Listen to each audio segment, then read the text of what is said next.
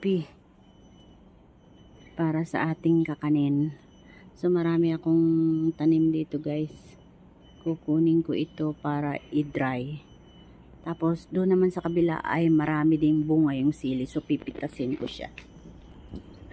At dito naman guys ay marami ring beetle leaves o yung mama.